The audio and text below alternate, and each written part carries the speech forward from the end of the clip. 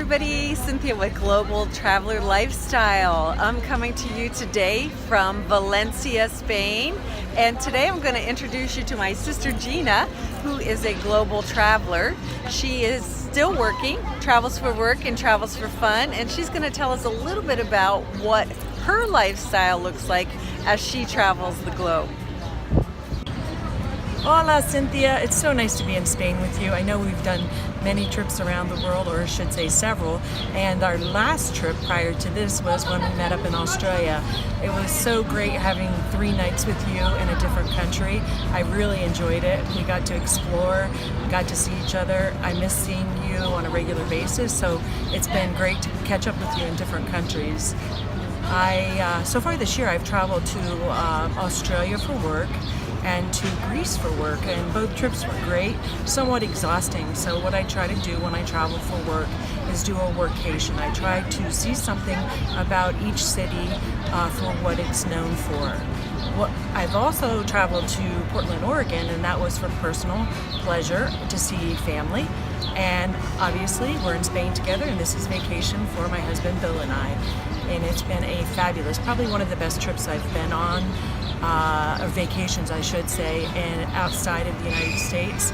It's been relaxing, exciting, and the days have flown by so fast. I really have enjoyed it, and I'm thrilled to be here with you. So true, Gina. Thank you so much. And tell me, anywhere you go or whatever it is that you do, there's always a challenge. Is there anything that you have found that challenging while you're out traveling the globe, and how did you overcome that? I think that the biggest challenge I've had on this trip in particular is the language barrier. I speak poquito el español, probably not even saying that correctly, but I have used my Google Translator, which has been a real big help for me in getting the cab to take us to the right location, ordering something off the menu. So I highly recommend asking your phone to translate from English to whatever language the country that you're visiting speaks. But my husband and I have done 2 Viking river cruises with our family. In particular, it was for my mother-in-law. We did one that we started out in Amsterdam, and we went to Zurich. And that was great because we were on the boat, and that was our home base. We got to get off and do excursions every day. And if you didn't want to do the excursions, you didn't have to do the excursions.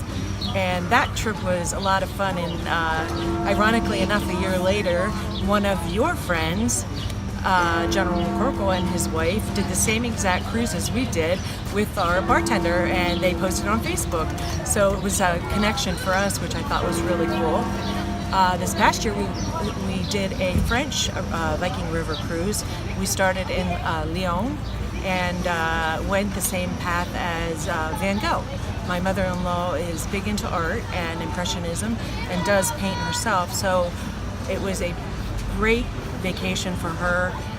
For me, it was a little slow because we weren't cruising. My husband and I love to boat, so we weren't doing as much cruising as we had done on our prior Viking river cruise. But our next trip we're looking at is perhaps one of the Viking Ocean cruises. We've had a lot of good feedback on those. Or a cruise out of Baltimore. We live in Maryland, so that would be no airfare involved. And we just have to decide which one we're going to go on. And perhaps maybe take some family. What I like about river cruises is that they're very scenic, especially the one that was through Amsterdam, France, and Germany.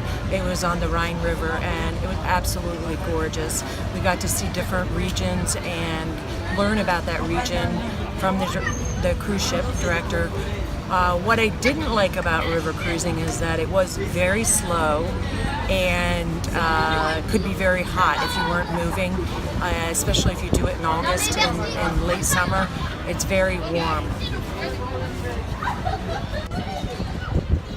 I have to say, Gina, it's been so much fun traveling with you. You and I have done some really cool stuff. We did Rome, and we did Paris, we've done Australia, now we're in Spain, and we've done Toledo, Valencia, Madrid, and Segovia. So fun stuff.